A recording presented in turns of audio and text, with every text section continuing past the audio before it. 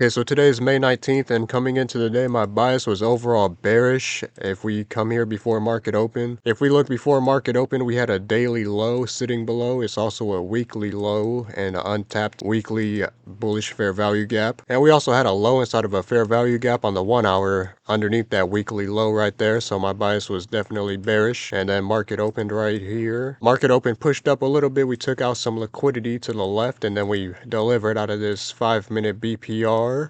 And tapping into that 5-minute BPR, price formed a third point of a trendline liquidity right here on the 5-minute. But we had a pretty nice reaction out of that 5-minute BPR, and there was a nice short right here. I seen this in live time, but I didn't want to take it because we would just be shorting into this big push up right here, and we would just be shorting into bullish fair value gap, so I didn't really like it. But this short was good. It was a nice V shape. It has some pretty good momentum on it, and I still think it hit for a little bit. The short still ended up hitting for about a 1 to 1.4, so that wasn't bad. But after that trade got stopped out at break even, price hit this 1-minute BPR and had a pretty nice reaction out of it. And I was going to take this 1-minute short right here, but price just started chopping up, and the inverse on it wasn't that good. As you can see right there, the inverse on it wasn't that good. But I knew price was going to keep going down because of how good this reaction was out of this 1-minute/2-minute BPR right here. So I looked for an entry to the left off of this big push off a New York Open, and I saw this 3-minute right here.